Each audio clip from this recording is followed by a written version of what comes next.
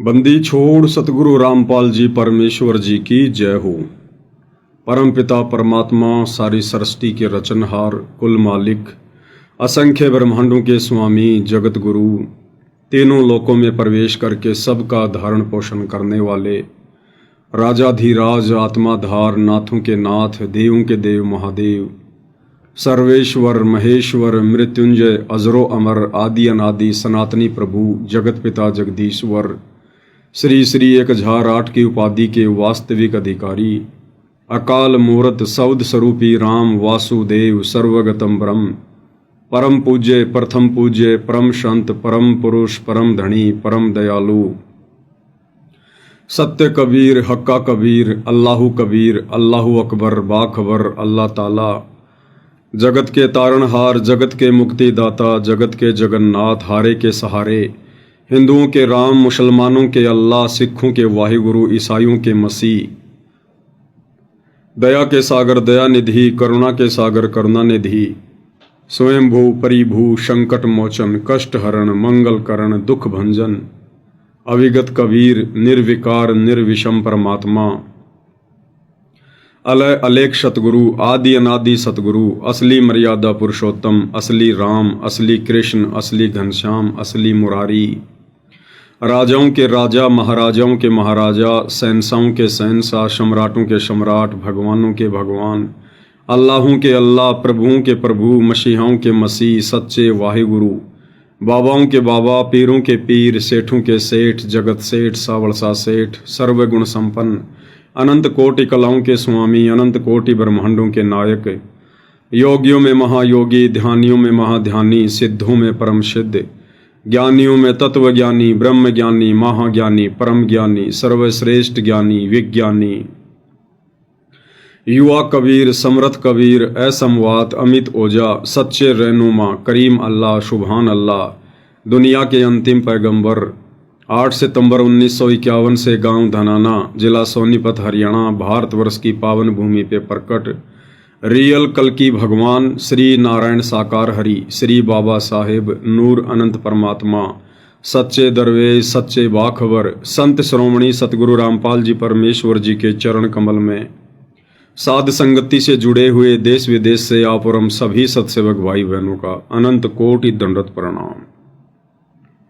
सत्साई भाई और बहनों, बहुत बड़ी दया, बहुत बड़ी मेहर पूज्य गुरुदेव भगवान की, परमेश्वर रामपाल जी की, जिनके शुभ आशीर्वाद से, विशेष आशीर्वाद से आप और हम सभी साध संगति से जुड़े हुए सत्सेवक भाई बहन अपनी आत्मा के कल्याण हेतु हर प्रकार से मर्यादाओं में रहते हुए, गुरु को प्रसन्न करते हुए, ज्ञान को आधार बनाकर मोक्ष मार्ग की तरफ निरंतर आगे की ओर ही बढ़ रहे हैं। भाई और बहनों, इस कलयुग की पिछली पीढ़ी में ये जो परम सौभाग्य आप और हम चंद आत्माओं को प्राप्त हुआ है, साध संगति से जुड़कर सतगुरु की महिमा करने का, ये परम सौभाग्य भाई और बहनों बहुत ही कम आत्माओं को मिल पाता है, बहुत ही कम आत्माओं को। और जो आत्माएं आज सतगुरु की महिमा ना करके और 2 टाइम की रोजी रोटी के लिए सांसारिक काम धंधों को ही ज्यादा महत्व दे रहे हैं, वे आत्माएं आने वाले समय में पछताएंगी। जो आत्माएं वर्तमान में मर्यादाओं को अधिक महत्व ना देकर और अपनी भौतिक इच्छाओं की पूर्ति में धन ज्यादा से ज्यादा कमाने में लगी हुई हैं, भाग दौड़ में पड़ी हुई हैं, वे आत्माएं आने वाले समय में बहुत ज्यादा पछताएंगी, क्योंकि सतगुरु महिमा का ये मौका भाई और बहनों आगे नहीं मिलेगा। सतगुरु के धरती से जाने के बाद, पृथ्वी से चले जाने के बाद, हम चाहे उनकी कितनी महिमा कर लें, कितना ही गुणगान कर लें, हमें वो अमोलक वस्तु प्राप्त नहीं हो सकती जिस अमोलक वस्तु यानी मोक्ष के लिए हम युगों युगों से भटक रहे हैं। इसलिए हमने वर्तमान में जितना हो सके भक्ति के साथ साथ सतगुरुदेव की महिमा भी करनी चाहिए।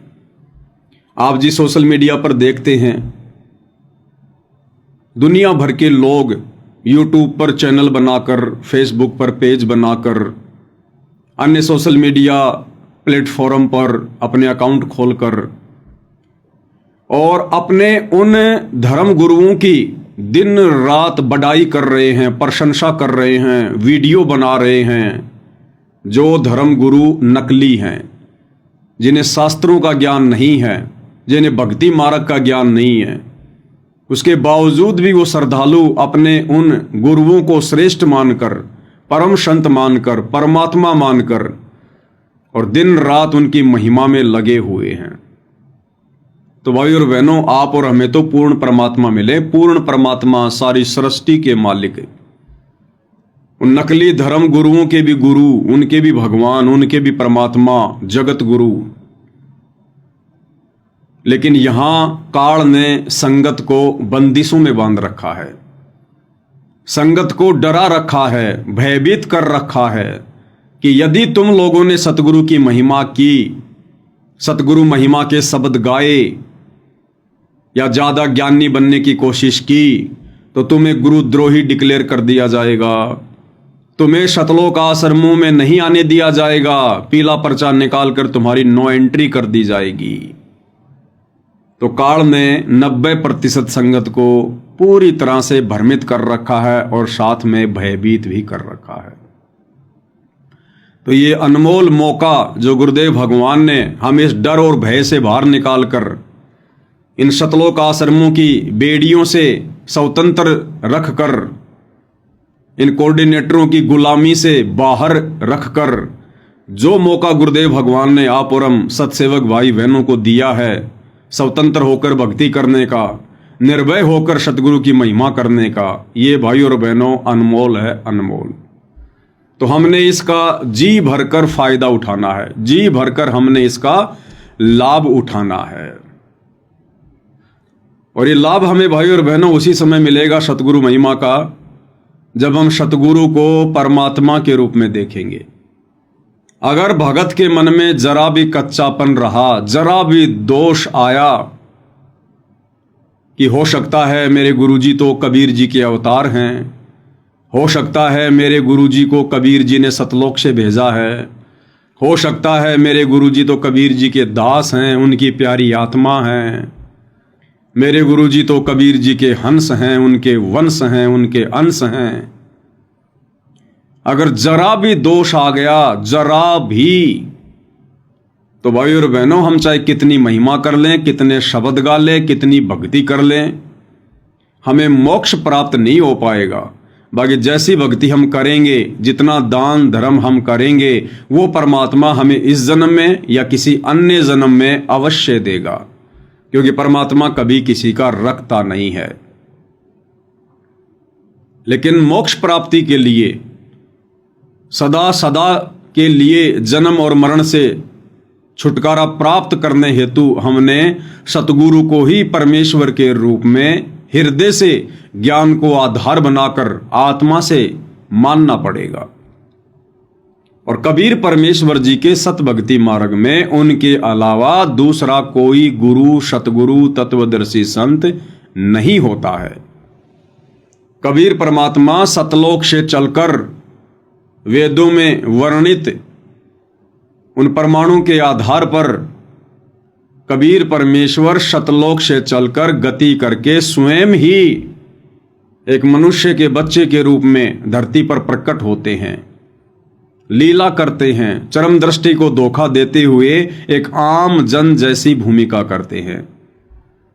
और फिर जब वे अपना तत्व ज्ञान प्रचार करते हैं, तो तत्व ज्ञान प्रचार करने का उनका उद्देश्य यही होता है कि इस ज्ञान को आधार बनाकर आत्माएं मेरी पहचान करें। अगर वो परमात्मा जबरदस्ती अपना कोई रूप दिखा देगा, कोई चमत्कार दिखा देगा या मुंह से कह देगा कि मैं कबीर हूं, तो भी हम उन्हें नहीं स्वीकार करेंगे। इसलिए परमेश्वर तत्व ज्ञान का प्रचार प्रसार करते हैं, सृष्टि रचना की जानकारी देते हैं और आत्माओं को इतना विवेकी बनाते हैं, इतना ज्ञानी और दृढ़ बनाते हैं कि समय आने पर आत्माएं यानी भगत अपने गुरु को पहचानने लगते हैं कि हमारे गुरु कोई आम संत नहीं है, माँ के गर्भ से जन्म लेकर आए हुए कोई प्राणी नहीं है, कोई जीव नहीं है, कोई इंसान नहीं है। और ना हम अपने गुरु को कभी सौपन में मानुष मानने की गलती करें। परमात्मा कहते हैं, गुरु मानुष कर जानते वो नर कहिए अंध, वह दुखी संसार में आगे काल के फंद। जो अपने गुरु को अपना जैसा मानुष मानते हैं, मनुष्य मानते हैं, अपने की तरह माँ के गर्भ से जन्म लेकर बाहर आया हुआ एक जीव मानते हैं, कहते हैं वो तो ज्ञानहीन है, वो तो अंधे की श्रेणी में है, उन्हें तत्व ज्ञान नहीं है। और ऐसी आत्माएं पूर्ण सतगुरु से उपदेश लेने के बाद भी वह दुखी संसार में और आगे काल के फंद। तो भाई और बहनों, पूज्य गुरुदेव भगवान ने हमें इस काल के फंद से बचाने के लिए अपनी जानकारी देने में कि वे स्वयं ही परमात्मा हैं, कबीर देव हैं, हम आत्माओं के लिए सतलोक से चलकर आए हैं, उन्होंने ऐसी कोई भी गुंजाइश नहीं छोड़ी है। 650 साल पहले आदरणीय धर्मदास जी के माध्यम से परमात्मा ने इतना मोटा कबीर सागर लिखवाया, उसमें सारी जानकारी उपलब्ध करवाई।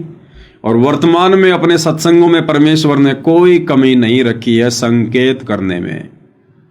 अब संकेतों को समझने के लायक हमने बनना पड़ेगा, क्योंकि पूज्य गुरुदेव भगवान ने हमें दुनिया से सर्वश्रेष्ठ ये जो ज्ञान है, तत्व ज्ञान, हमें वो प्रदान किया है। बाकी लोगों को तो केवल ज्ञान है, लेकिन गुरुदेव ने हमें जो दिया है वो तत्व ज्ञान है, विशेष ज्ञान है, विज्ञान है।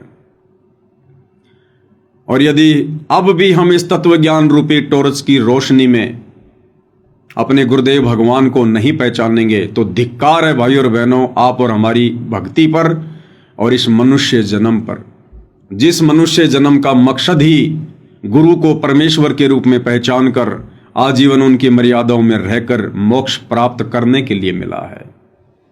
तो हमने अब गुरुदेव भगवान के संकेतों को समझना चाहिए। और संकेत कब समझ में आएंगे? जब गुरुदेव भगवान की खुद की रजा होगी, उनकी मेहर होगी। और ये मेहर भाई और बहनों किस प्रकार से बनती है? ये 2 प्रकार से बनती है। ये मेहर कोई मार्केट में किसी दुकान पर नहीं मिलती है, रिश्वत से नहीं मिलती है।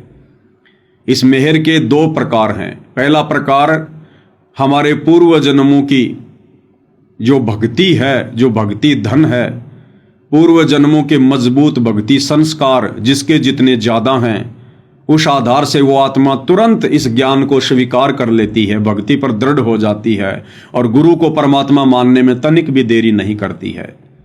और जब गुरु को परमात्मा मान लिया, उसके बाद वो आत्मा दृढ़ हो जाएगी, कभी सौपन में भी मर्यादा तोड़ने की नहीं सोचेगी।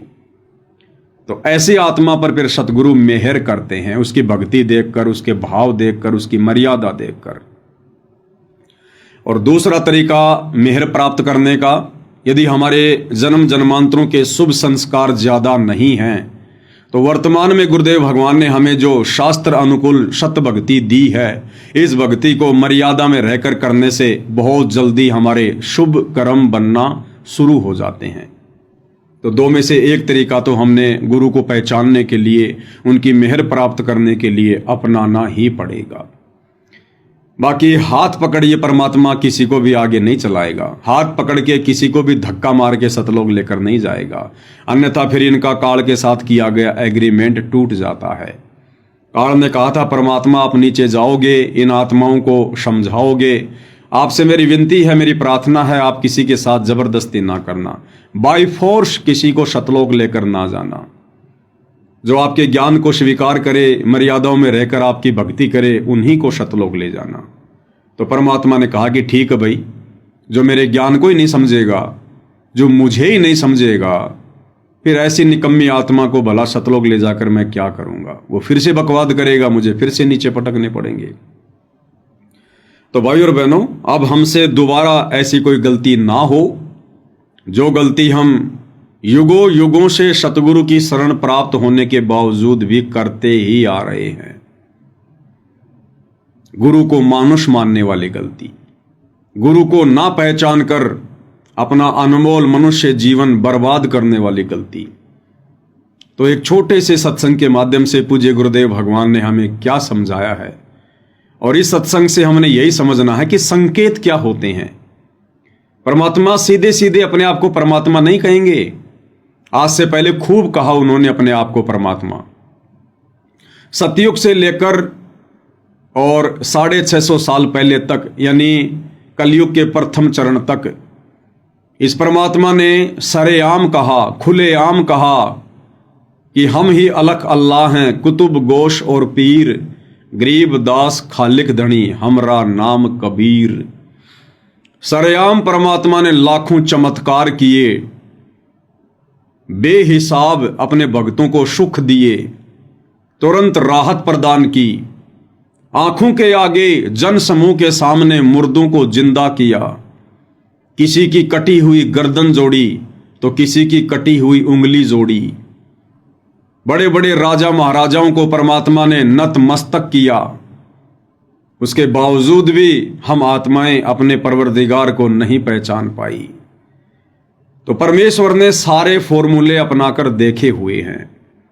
इसलिए ये वर्तमान का समय पूज्य गुरुदेव भगवान ने, कबीर परमात्मा जी ने ज्ञान आधार का चुना है, हमें शिक्षित किया है, धर्मशास्त्रों से परिचित करवाया है, अपनी महिमा से परिचित करवाया है, अपने परमेश्वर होने के विषय में सैकड़ों प्रमाण धर्मशास्त्रों से दिए हैं। और इस समय भी यदि कोई अपने परवरदिगार के संकेतों को ना समझकर और वही युगों युगों वाली गलती दोहराएगा, तो भाइयों और बहनों, फिर उस आत्मा का भला कैसे मोक्ष होगा। आज दास के वीडियो पर किसी जगत वाले भाई ने छोटा सा कमेंट किया कि अरे नादान पवन दास, मूर्ख प्राणी, तू कभी तो अपने गुरुजी को संत रामपाल जी कहता है, कभी उनको कबीर जी कहता है, तेरा कोई स्टैंड है कि नहीं है। तो दास ने उस भोले भाई को समझाया कि भाई, जिस प्रकार त्रेता युग में श्री रामचंद्र जी के रूप में स्वयं विष्णु भगवान ही आए थे, उनको श्री रामचंद्र जी कहो चाहे विष्णु जी कहो, एक ही बात है। फिर द्वापर युग में श्री कृष्ण जी के रूप में साक्षात श्री विष्णु जी ही आए थे। अब उनको श्री कृष्ण जी कहो चाहे श्री विष्णु जी कहो, वो एक ही शक्ति है, एक ही बात है। ठीक इसी प्रकार वर्तमान कलयुग की बिचली पीढ़ी में कबीर परमात्मा सतलोक से चलकर 8 सितंबर 1951 को गांव धनाना, जिला सोनीपत, हरियाणा, भारतवर्ष की पावन भूमि पर संत रामपाल जी नाम से स्वयं ही प्रकट है। अभी ने चाहे सतगुरु रामपाल जी कहो, चाहे कबीर भगवान कहो, चाहे सत्य पुरुष कहो, चाहे परम अक्षर ब्रह्म कहो, चाहे सारी सृष्टि का रचयिता कहो, सारे ब्रह्मांडों के उत्पत्तिकर्ता कहो, कुछ भी कहो ही ने, एक ही बात है। तो भाइयों और बहनों, पूज्य गुरुदेव भगवान ने एक छोटा सा संकेत, क्योंकि सीधे सीधे नहीं कहेंगे कि मैं ही परमात्मा हूं, लेकिन संकेतों के माध्यम से परमात्मा ने सारे खुलासे किए हैं। तो संकेत क्या होते हैं और कैसे हम भगत भाई बहनों ने समझने होते हैं, उसके लिए गुरुदेव कह रहे हैं कि जब भी आप सत्संग सुनने बैठो, जब भी आप सत्संग सुनने बैठो, तो प्रत्येक वाणी को, प्रत्येक शब्द को कि गुरुदेव भगवान क्या कह रहे हैं, क्या समझाना चाहते हैं, बड़े ध्यान से सुनना चाहिए, बड़े ध्यान से सुनिए पूज्य गुरुदेव भगवान के मुख कमल से कि किस प्रकार से परमात्मा संकेत करते हैं। तो इसलिए आप जी ने सत्संग को रह रह कर सुनना चाहिए, एक सत्संग की तरह सुनना चाहिए। तुम्हें निकालो, घर पे कभी बैठे हो, छुट्टी हो, सत्संग चलाओ, एकाग्रचित से सुनो, एक एक वाणी पर ध्यान दो, क्या कहा जा रहा है। फिर उसको को छोटी मोटी मन में दोष होता है तो फिर सोच वो तुरंत सेट हो जाता है। तो क्या कह रहे हैं गुरुदेव भगवान कि सत्संग को एकाग्रचित होकर सत्संग को सत्संग की दृष्टि से सुनना चाहिए। क्या कहा जा रहा है, क्या बोला जा रहा है, बहुत ही ध्यान से सुनना चाहिए। अब ये बातें बता के फिर आगे गुरुदेव भगवान क्या कह रहे हैं। पहले तो हमें यह कह दिया कि सत्संग को बहुत ही ध्यान से सुनना चाहिए, एकाग्रचित होकर सुनना चाहिए, प्रत्येक वाणी को ध्यान से कि क्या कहा जा रहा है, क्योंकि आगे फिर परमात्मा ने एक संकेत करना था अपने विषय में। इसलिए पहले ही परमात्मा ने कह दिया कि सत्संग को बहुत ही ध्यान से सुनना चाहिए। ये नहीं कहेंगे कि बच्चों मैं अब 1 मिनट बाद में एक गहरी बात कहने जा रहा हूं, नहीं। पहले क्या कहा कि सत्संग को बहुत ही ध्यान से सुनना चाहिए, एकाग्रचित होकर सुनना चाहिए, बड़े ध्यान से प्रत्येक वाणी में क्या कहा जा रहा है। हमारा ध्यान आकर्षित करने के लिए पहले तो परमात्मा ने यह संकेत कर दिया, क्योंकि आगे गुरुदेव ने अपने विषय में बताना है कि वो कबीर परमात्मा कौन है। तो आगे अब क्या कह रहे हैं गुरुदेव।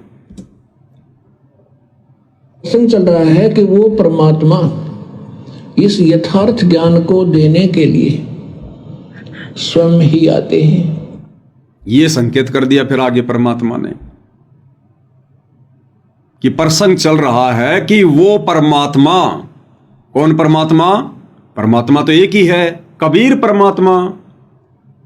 प्रसंग चल रहा है कि वो परमात्मा अपने यथार्थ ज्ञान को यानी सत्य ज्ञान को देने के लिए स्वयं ही चलकर आते हैं।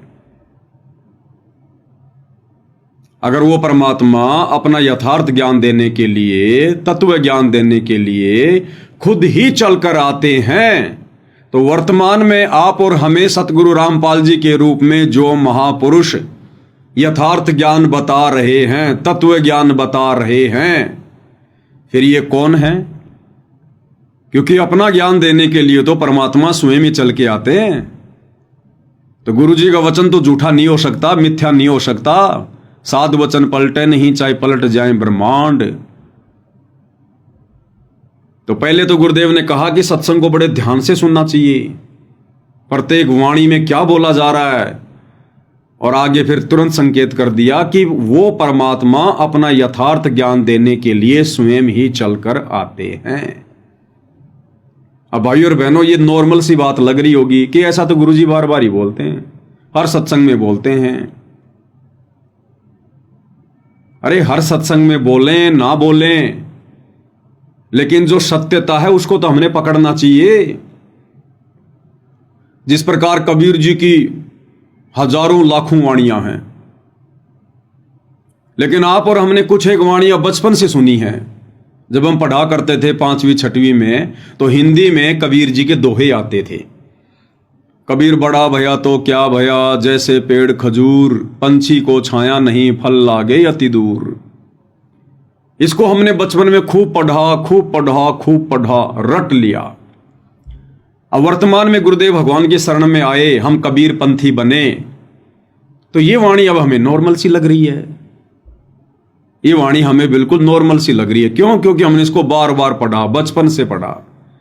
अरे भैया, चाहे हमने इसको बचपन से पढ़ा या ना पढ़ा, चाहे बार बार पढ़ा या ना पढ़ा, लेकिन ये वाणी अपने अंदर जो गूढ़ रहस्य, जो ज्ञान छुपा के रखती है, वो तो है। उसको कौन मिटा देगा? इस वाणी के अंदर जो रहस्य है, जो ज्ञान है, क्या हमारे बार बार पढ़ने से, बचपन से पढ़ने से क्या वो कम हो जाएगा? तो भाइयों और बहनों, परमात्मा नॉर्मल तरीके से ही संकेत करते हैं, और संकेतों को हमने समझना चाहिए, क्योंकि अब गुरुदेव ने हमें तत्व ज्ञान देकर संकेतों को समझने के योग्य बना दिया है। योग्य। एक बार फिर से सुनिएगा शुरू से। परमेश्वर ने किस प्रकार से हमें ध्यान से सत्संग सुनने की सलाह दी, और फिर तुरंत अपने विषय में संकेत भी किया। तो इसलिए आप जी ने सत्संग को रह रह कर सुनना चाहिए,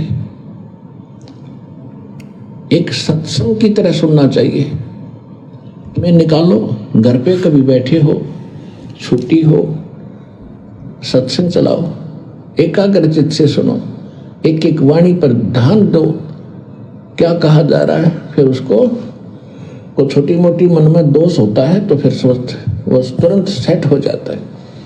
तो प्रसंग चल रहा है कि वो परमात्मा इस यथार्थ ज्ञान को देने के लिए स्वयं ही आते हैं। सभी वेद प्रमाण करते हैं। ऋग्वेद मंडल नंबर 9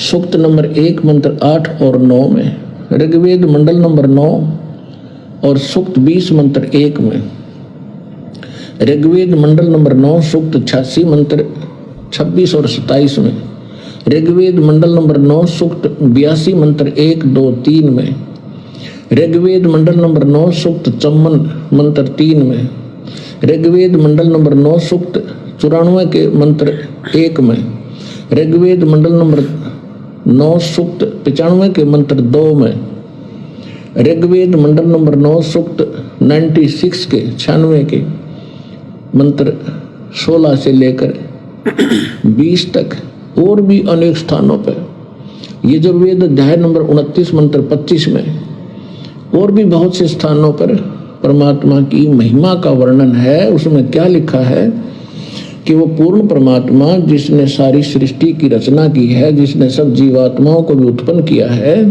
वो ऊपर के लोक में, भूलोक माने तेजो में लोक में, उसके तीसरे पोर्शन में बैठा, टॉप मोस्ट प्लेस पे, और वहां से गति करके आते हैं, और इतनी तेजी से आते हैं जैसे बिजली विद्युत आके ऊपर आकाशीय बिजली चलती है। और किस उद्देश्य से आते हैं? अच्छी आत्माओं को मिलते हैं, उनको तत्व ज्ञान से परिचित कराते हैं।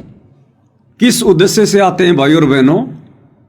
क्या कह रहे हैं गुरुदेव भगवान? वो परमात्मा सतलोक से गति कर कर किस उद्देश्य से पृथ्वी पर आते हैं, प्रकट होते हैं? अपनी अच्छी आत्माओं को मिलते हैं, उनको तत्व ज्ञान से परिचित करवाते हैं। क्या उद्देश्य है? अपनी अच्छी आत्माओं को आकर मिलते हैं, उन्हें तत्व ज्ञान से परिचित करवाते हैं। अब भाई और बहनों, सतलोक आश्रमों से जुड़े हुए जितने भी हमारे गुरु भाई बहन हैं, गुरुदेव का कलयुगी परिवार, उनके बेटा बेटी, भाई बंधु, रिश्तेदार जो उपदेशी हैं, अगर हम उनकी दृष्टि से विचार करें तो ये तो अच्छी आत्मा नहीं है। ये आश्रमों से जुड़े हुए भाई बहन, चाहे वो 1 करोड़ हैं, 2 करोड़ हैं, ये तो अच्छी आत्मा नहीं है। क्योंकि गुरुदेव क्या कह रहे हैं कि परमात्मा किस उद्देश्य से आते हैं? अच्छी आत्माओं को आकर मिलते हैं, तत्व ज्ञान उनको समझाते हैं।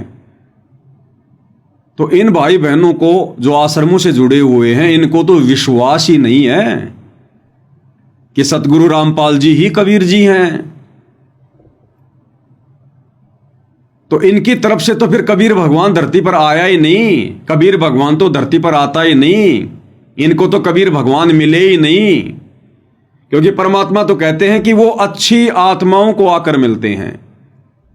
तो ये विश्वास तो साध संगति से जुड़े हुए भाई बहनों को हुआ है कि वर्तमान में धरती पर शतलोक से चलकर शरीर गति करके सतगुरु रामपाल जी आए हैं 8 सितंबर 1951 को। ये स्वयं कबीर भगवान हैं।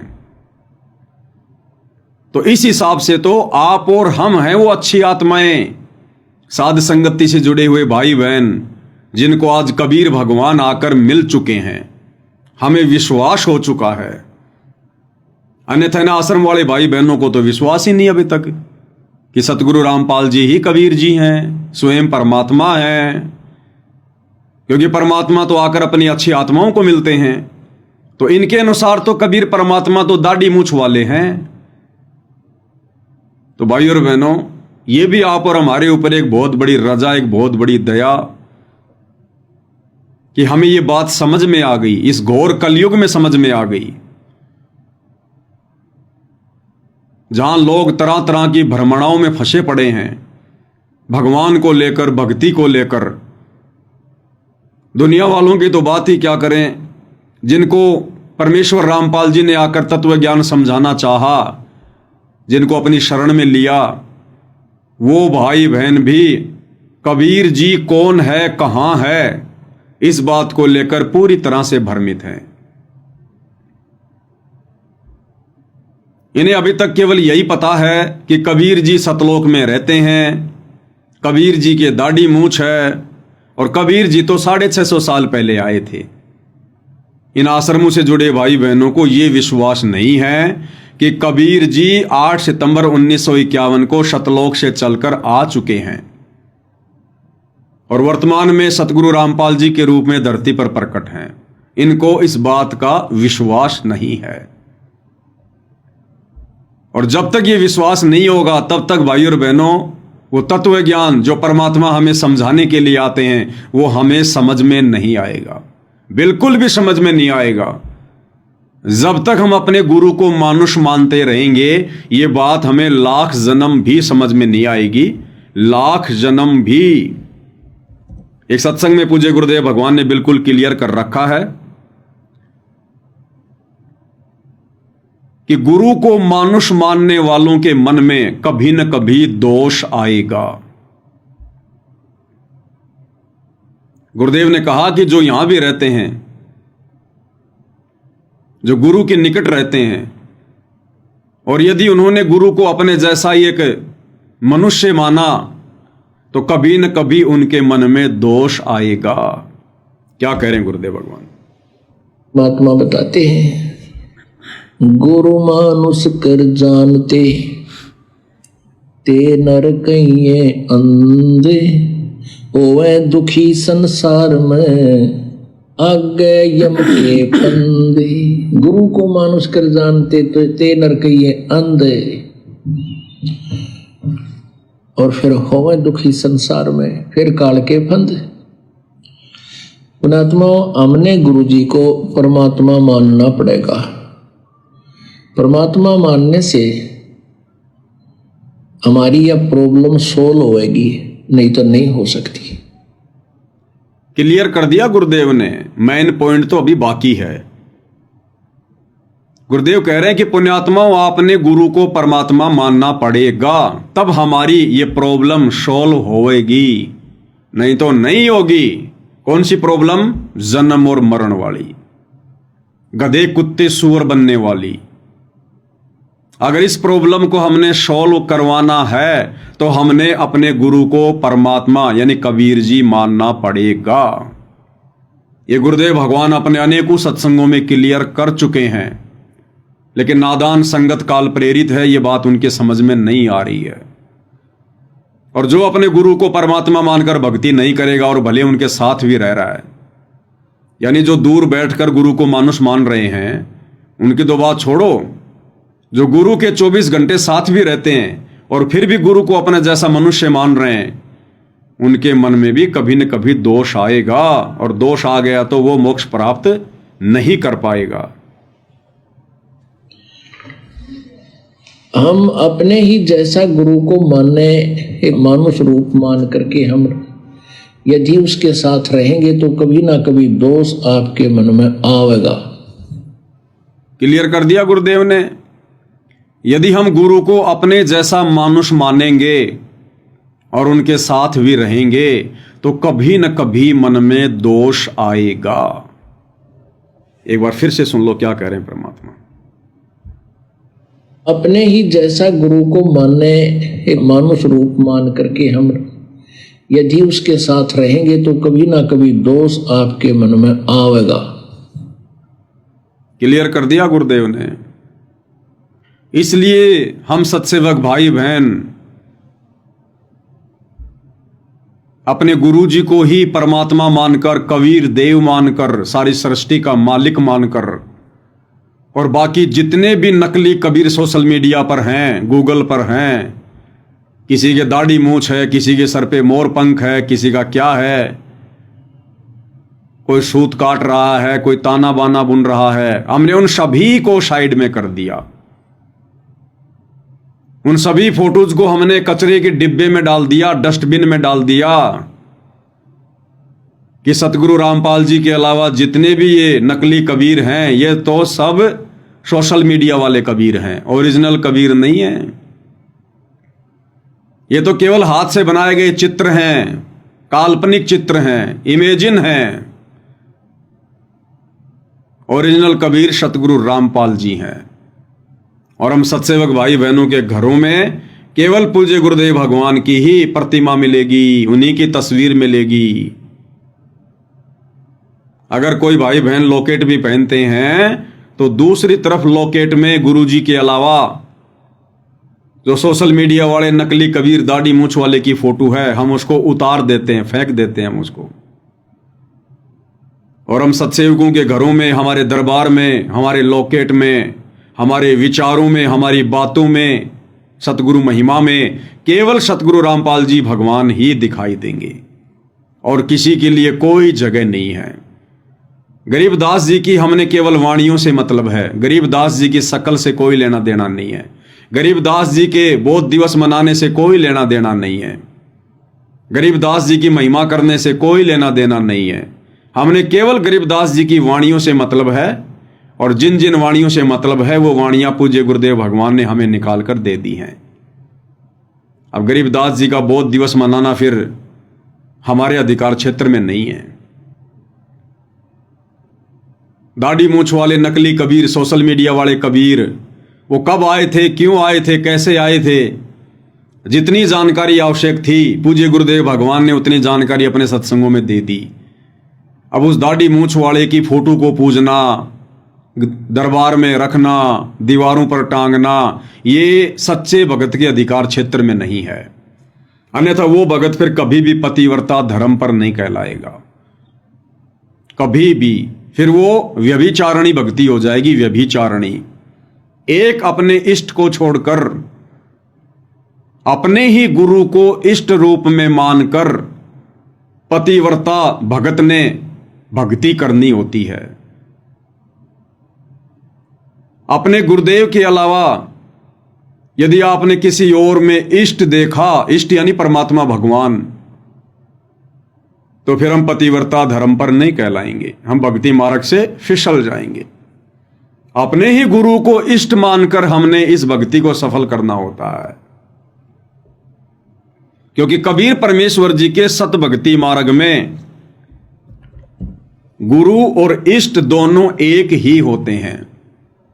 बहुत सारे भाई बहनों को थोड़ा कंफ्यूजन हो जाता है, वो समझ नहीं पाते हैं, क्योंकि गुरुदेव भगवान एक तीर से अनेकों शिकार करते हैं।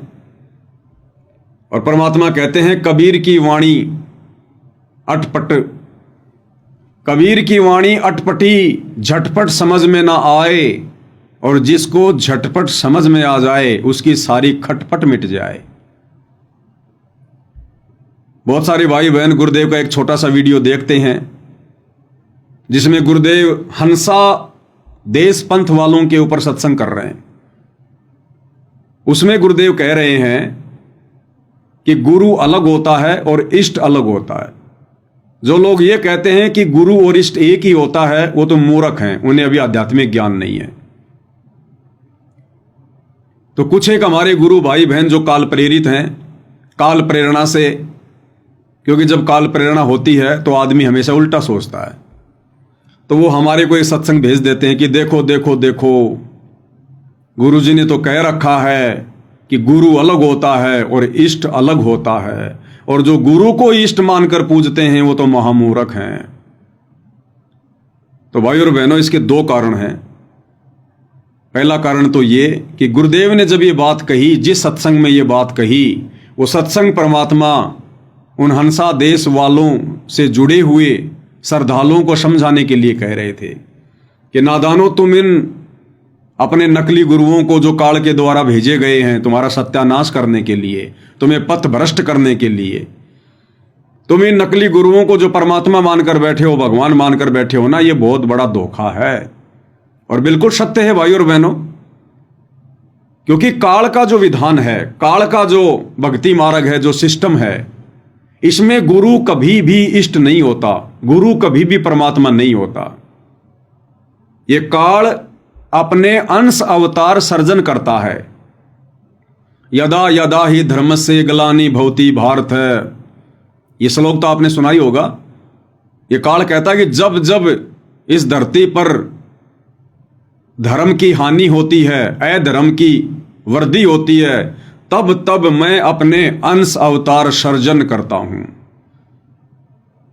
तो काल के भक्ति मार्ग में 21 ब्रह्मांड तक के सिस्टम में गुरु अलग होता है और इष्ट अलग होता है।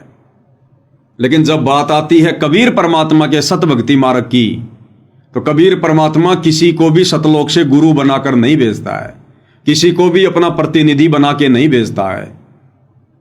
आप एक भी उदाहरण दे दीजिए कि कबीर परमात्मा ने आत्माओं को काल के जाल से मुक्त करवाने के लिए सतलोक से अपना कोई प्रतिनिधि भेजा हो, कोई गुरु बनाकर भेजा हो, कोई अवतार भेजा हो। ये स्वयं ही आते हैं, क्योंकि वेदों में इनकी महिमा लिखी हुई है कि वो परमात्मा कबीर देव सतलोक से चलकर गति करके बिजली जैसी गति से अपनी अच्छी आत्माओं को मिलने के लिए, उन्हें तत्व ज्ञान समझाने के लिए स्वयं ही प्रकट होते हैं, क्योंकि ये समर्थ है। इनके ऊपर कोई बंदिश नहीं है, कोई दबाव नहीं है, इनकी शक्तियां असीमित हैं, इसलिए इन्होंने किसी और का सहारा नहीं लेना होता है। ये स्वयं आते हैं। समर्थ का काम उसी को साजे, और करे तो मूर्ख बाजे। लेकिन काल की मजबूरी है भाई और बहनों, वो स्वयं नहीं आ सकता। एक तो उसका चेहरा इतना डरावना है, इतना भयंकर है, इतना भयावह है। ओछा माथा, काला चेहरा, लंबे दांत, जैसा कि गुरुदेव भगवान वर्णन करते हैं, काल रूप है उसका। और उसको श्राप लगा हुआ है कि तू प्रतिदिन 1 लाख मानव शरीरधारी आत्माओं के सूक्ष्म शरीर से वासना निकालकर, गंध निकालकर तू खाएगा, ये तेरा भोजन है। तो इस डर से भी वो नहीं आता। अगर किसी ने मेरा चेहरा देख लिया, मेरे विधान का किसी को पता चल गया, तो मैं तो भूखा मर जाऊंगा। फिर ये ब्रह्मा विष्णु महेश भी मेरे लिए फिर ये काम नहीं करेंगे। ना ब्रह्मा जी रजोगुण के प्रभाव से उत्पत्ति का कार्य करेगा, ना विष्णु जी सतोगुण के प्रभाव से पालन पोषण का काम करेगा, और ना तमोगुण शंकर जी तमोगुण के प्रभाव से हम इंसानों को किसी भी प्रकार से, किसी भी बहाने से मार मार कर अपने पिता के पास भेजेगा। तो इसकी मजबूरी है, ये स्वयं नहीं आता है, ये अपने अंश अवतार भेजता है। ब्रह्मा विष्णु महेश में प्रेरणा करके ये आत्माएं नीचे भेजता है। लेकिन कबीर परमात्मा के सतभक्ति मार्ग में ऐसा नहीं है। वे सक्षम हैं, समर्थ हैं। सतगुरु सुंदर रूप अपारा, सतगुरु 3 लोक से न्यारा, और सतगुरु परम पदार्थ पूरा, और सतगुरु बिना न बाजे तूरा। सतगुरु के बिना ये भक्ति का बिगुल नहीं बज सकता। सतगुरु बिना न बाजे तूरा, ये भक्ति का बिगुल, ये शंखनाद, 21 ब्रह्मांड इस काललोक में सतगुरु यानी कबीर जी के अलावा दूसरा कोई भी सतभक्ति की शुरुआत नहीं कर सकता, सच नहीं कह सकता, सत्संग नहीं कर सकता। इसलिए परमात्मा स्वयं आते हैं, स्वयं। तो वहां गुरुदेव ने जो बात कही है कि गुरु और इष्ट को एक मानने वाले मूर्ख हैं, वो बात गुरुदेव ने हंसादेश पंथ वालों के लिए कही है, क्योंकि काल तक के विधान में गुरु और इष्ट अलग अलग होते हैं। जबकि कबीर परमात्मा के सत भक्ति मार्ग में स्वयं गुरुदेव भगवान ने अपने सत्संग में अपने मुख कमल से कहा है कि अपने ही गुरु को इष्ट रूप में मानकर पूजना होगा, अपने ही गुरु को इष्ट मानकर पूजा करनी होगी। तो गुरु इष्ट है तभी तो उनको इष्ट मानकर पूजा करेंगे। तो क्या कह रहे हैं गुरुदेव भगवान, उन्हीं के मुख कमल से सुनते हैं। एक पति को छोड़कर आन में आस्था रखने वाली पत्नी को व्यभिचारिणी कहते हैं। तो अपने ही पति से हर इच्छा पूरी हो उसी को पति भर्ता कहते। तो हम जब पति भर्ता पद पर आ जाएंगे तो परमात्मा कहते हैं पति भर्ता जमी पर जो जो धर है पावे, समर्थ झाड़ू देते है ना काटा लग जावे। अब सुनिए, ऐसा हंस, ऐसा भक्त जब अपने एक इष्ट पूर्ण परमात्मा पर अपने ही गुरु को इष्ट रूप में मानकर जब अपने जीवन रूपी सफर में प्रस्थान करता है रास्ते पर, तो परमात्मा उस जीवन रूपी सफर के पाप कर्म रूपी कांटों को बुहारना शुरू कर देता, उसके दुखों को खत्म करना शुरू कर देता है, झाड़ू देता चलता है कि मेरी प्यारी आत्मा के कांटा ना लग जाए। तो क्लियर कर दिया गुरुदेव ने कि ऐसा भगत, ऐसी आत्मा जो अपने ही गुरु को इष्ट रूप में मानकर पूजता है, भक्ति मार्ग पर चलता है, परमात्मा उसके सर्व संकटों का मर्दन करते हैं। तो भाई अब क्या कहोगे आप? फिर तो आपके हिसाब से गुरुदेव भगवान के वचन दोगले हो गए, क्योंकि आप जिस सत्संग को आधार बनाकर भ्रमित हो रहे हैं वो सत्संग ये है। जो संत अपने सतगुरु गुरु को ही इष्ट देव कहते हैं, उनको आध्यात्मिक ज्ञान कुछ भी नहीं है, वो आध्यात्मिक गुरु नहीं हो सकते। ये है वो सत्संग जो गुरुदेव ने हंसादेश पंथ वालों को समझाने के लिए किया था कि जो संत, जो गुरुजन, जो भक्तजन अपने ही गुरु को इष्ट कहते हैं, इष्ट मानते हैं, उनको आध्यात्मिक ज्ञान नहीं है। तो क्या गुरुदेव भगवान को भी आध्यात्मिक ज्ञान नहीं है क्या? जो अभी अभी आपने सुना गुरुदेव के मुख कमल से, जिसमें गुरुदेव कह रहे हैं कि अगर भक्ति सफल करनी है तो अपने ही गुरु को इष्ट रूप में मानकर पूजना पड़ेगा। तो आप लोगों के हिसाब से तो दोगले वचन हो गए। भाई दोगले वचन नहीं है, ये संकेत हैं, समझने की आवश्यकता है। इसी को तत्व ज्ञान कहते हैं। शब्द सैन सतगुरु की पहचान है, वो पावे अटल सुहागरे। अब ऐसा ही एक सत्संग और है जो गुरुदेव भगवान ने सन 2000 के आसपास अपने प्रवचन में कहा था कि नाम दीक्षा लेने के बाद अपने घर पर अलमारी में या कहीं भी अपना दरबार लगाओ और वहां पर अपने सतगुरु की और अपने इष्ट की फोटो अवश्य होनी चाहिए। तो ये वचन सुनकर भी बहुत सारे भाई बहन जो साध संगति वालों की भक्ति क्रिया से नफरत करते हैं, काल प्रेरणा से मौका देखकर वो सत्संग हमें भेजते हैं कि देखो देखो देखो ये सत्सेवक तो पागल हो गए। संत रामपाल जी को इष्ट कह रहे हैं, अपने गुरु को इष्ट कह रहे हैं, और गुरु जी कह रहे हैं कि इष्ट अलग होता है और भगवान अलग होता है। सत्सेवक कहते हैं कि केवल घर के दरबार में अपने गुरु जी की फोटो होनी चाहिए, और गुरु जी कह रहे हैं कि अपने सतगुरु की और अपने इष्ट की दोनों की फोटो होनी चाहिए। पहले वो छोटा सा सत्संग आपको सुना देते हैं। मूर्ति अवश्य रखनी अपने घर पर, मूर्ति की पूजा नहीं सत्कार करना है। अब कोई तो मूर्ति पर अटक गया, उसी का भोग लगा, उसी की आरती तारे है, उसी का अगर प्रार्थना करता रहे, बस बन की बात, उसी का माला डालने जा, उसी का अगर धूप और जोत जगा दी, ये व्यर्थ है। मूर्ति हो अपने इष्ट और गुरु की अवश्य हो, और दंडवत प्रणाम करे उनको, सीने से लगा अपने गुरुदेव की मूर्ति को, अपने इष्ट की मूर्ति को। इससे हमारे अंदर विनम्रता और उनके प्रति श्रद्धा बनी रहती है। ऐसा ना करने से भी हम अधूरे रह जाएंगे। केवल मूर्ति ही पूजता रहे, ये कबीर साहब ने खंडन किया। नादानो, तुम केवल मूर्ति पर ही आश्रित हो गए, मंत्र से ही जाप कर नहीं रहे। तो इस पुराने सत्संग में गुरुदेव भगवान ने गुरु को और इष्ट को अलग अलग बता दिया। अब क्यों बताया भाई और बहनों, इसका भी रीजन है, क्योंकि जिस समय सतगुरु रामपाल जी भगवान ने सत भक्ति मार्ग की सन 1994 में शुरुआत की, उस समय कोई भी इस बात को स्वीकार करने योग्य नहीं था कि गुरु ही इष्ट होता है। अगर गुरु जी ये कह दें कि गुरु ही इष्ट होता है, जोर देकर अगर ये बात कहें, वैसे तो कई बार संकेत किया है, लेकिन अगर जोर देकर कहें कि आपने गुरु को ही इष्ट मानना पड़ेगा, तो हम आत्माओं के मन में क्या दोष आता कि गुरु को ही इष्ट मानना पड़ेगा। गुरु यानी हमारे गुरु जी सतगुरु रामपाल जी, जिनसे हमने उपदेश लिया, ये तो हमारे गुरु हो गए।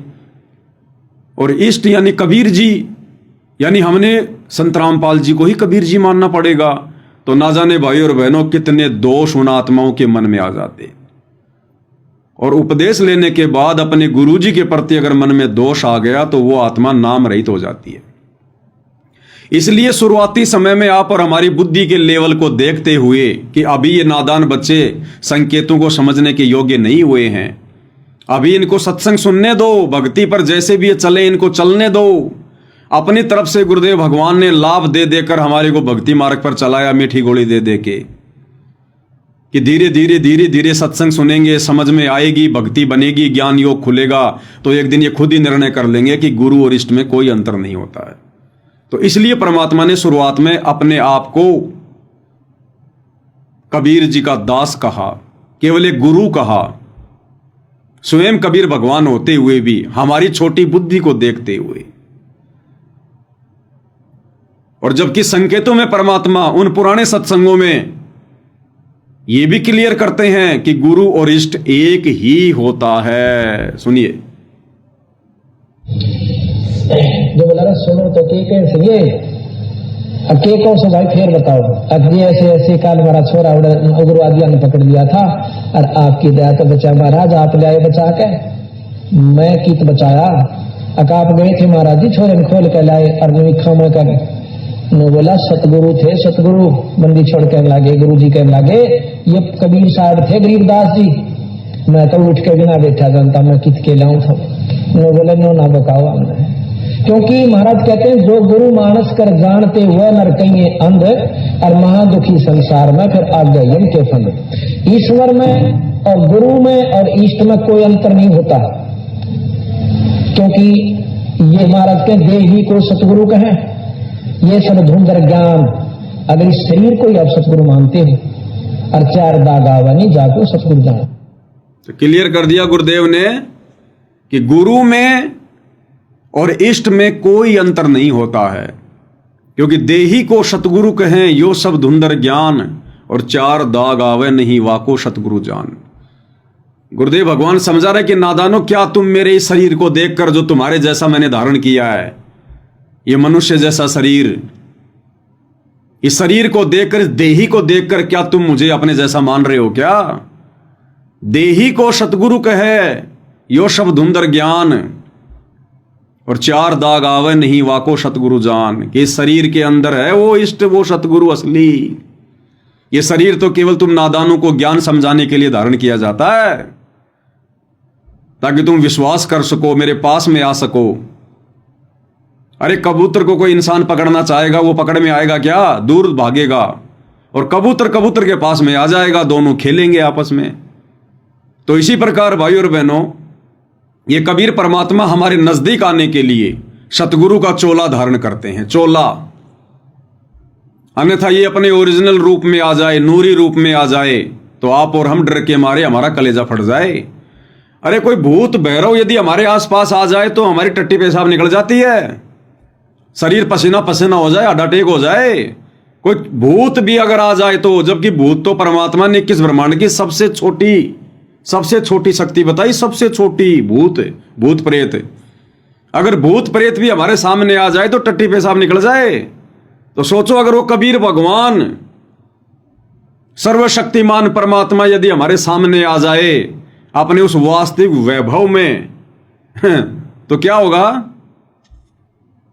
इसलिए परमात्मा हमारे नजदीक आने के लिए, हमसे बातें करने के लिए, हमें तत्व ज्ञान समझाने के लिए हमारे जैसा चोला धारण करते हैं। ये परमात्मा एक लीला करते हैं, मनुष्य के बच्चे का रूप धारण करके,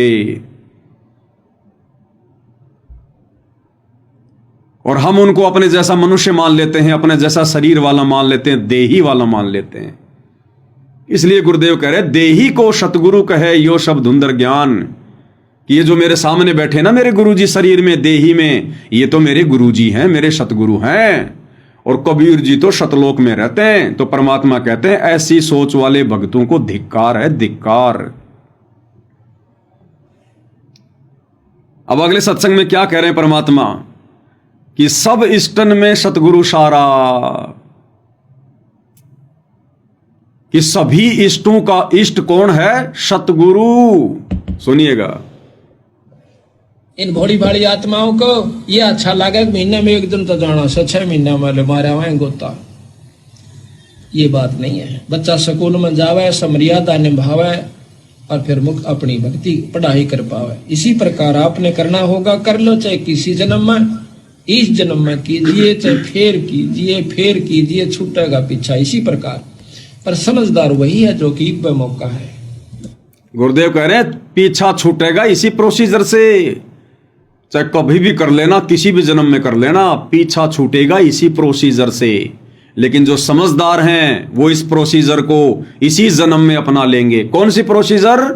गुरु को इष्ट मानने की प्रोसीजर, गुरु को भगवान मानने की प्रोसीजर। और अब आगे क्या कह रहे हैं परमात्मा? ये जींद सत्संग नंबर 24 को आप जी 25 मिनट से सुनिएगा। सब इष्टन में सतगुरु सारा। इब का दा मत चूक मेरी प्यारी, आत्मा को कहा कि यो दास है, इब का मत ना चूक, यू फेर नहीं मिलेगा। गुरु को तजय भजय जो आना, तापस्वा को फोकट ज्ञाना, गुरु पारस परसे जो कोई, अल्लो है ते जीव कंचन होई। गुरु बिन होम यज्ञ नहीं कीजय, गुरु की आज्ञा मां ही रही जय। सभी इष्टन में सतगुरु सारा, सभी इष्टों में सतगुरु सारा, यानी बंदी छोड़ ही सार है। क्या कह रहे हैं? सब इष्टन में सतगुरु सारा, सभी इष्टों में, सभी भगवानों में सतगुरु ही सार है, सतगुरु ही है वो। इष्टों का इष्ट, देवों का देव, देवादि देव महादेव। तो हम अपने गुरुदेव को क्या कहते हैं? सतगुरु कहते हैं ना, सतगुरु। और सतगुरु भाई पूरी सृष्टि में एक ही है, कबीर देव। तो एक तरफ तो हम अपने गुरुदेव को सतगुरु कह रहे हैं और गुरुदेव भगवान कह रहे हैं सब इष्टन में सतगुरु सारा, यानी सतगुरु ही इष्ट होता है। फिर से सुनिएगा। मां ही रही जय। सभी इष्टन में सतगुरु सारा, सभी इष्टों में सतगुरु सारा, यानी बंदी छोड़ ही सार है। जो सुमरावे पुरुष हमारा, शरण होए शिष्य आवे कोई, सहज पदार्थ पावे सोई। गुरु सतगुरु सुरधेन समाना, और आवे चरण मुक्ति परवाना। इसलिए फिर परमात्मा हमें एक सत्संग में समझाते हैं कि दरबार में सिर्फ अपने कबीर भगवान की ही फोटो रखनी है। क्योंकि अब इतने सारे सत्संग सुनने के बाद, इतने सारे संकेतों को सुनने के बाद अब ये तो समझ में आ ही जाना चाहिए ना कि अब कबीर कौन है।